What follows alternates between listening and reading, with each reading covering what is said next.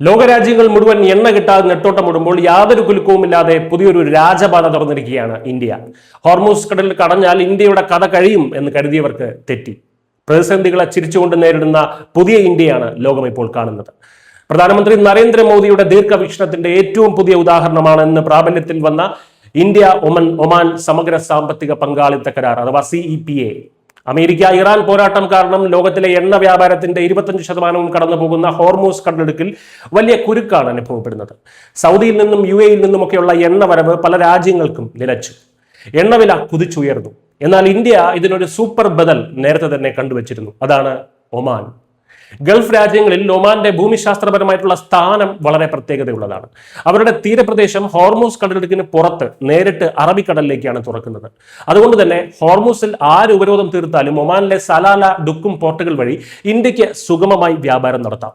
ഈ പ്രതിസന്ധി കാലത്ത് മറ്റ് ഗൾഫ് രാജ്യങ്ങളിൽ നിന്നുള്ള ഇന്ത്യയുടെ ഇറക്കുമതി വൻതോതിൽ ഇടിഞ്ഞപ്പോൾ ഒമാനിൽ നിന്നുള്ള ഇറക്കുമതി വൻതോതിലാണ് വർദ്ധിച്ചത്. ഇത് വെറുമൊരു എണ്ണക്കച്ചവടം മാത്രമാണെന്ന് കരുതരുത്. ഇന്ത്യയിലെ സാധാരണക്കാരായിട്ടുള്ള കർഷകർ, നെയ്ത്തുകാർ, ചെറുകിട വ്യവസായികൾ എന്നിവർക്കൊക്കെ ഒമാൻ വിപണിയിലേക്ക് ഇനി രാജകീയമായി കടന്നു ചെല്ലാം.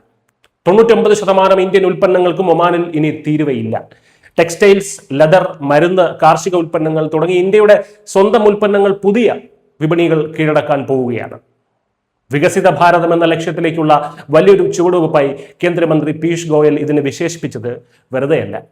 തൊഴിലവസരങ്ങൾ സൃഷ്ടിക്കാനും വിദേശ നിക്ഷേപം ആകർഷിക്കാനും ഈ കരാർ വഴിയൊരുക്കും. പ്രതിസന്ധികളെ അതിലും വലിയൊരു അവസരമാക്കി മാറ്റുന്ന പുതിയ ഇന്ത്യയാണ് നമ്മളിപ്പോൾ കാണുന്നത്. സ്വന്തം താല്പര്യങ്ങൾ സംരക്ഷിക്കാൻ മറ്റാരുടെയും തിണ്ണനിറങ്ങേണ്ട ഗതികേട് ഇന്നത്തെ ഇന്ത്യക്കില്ല.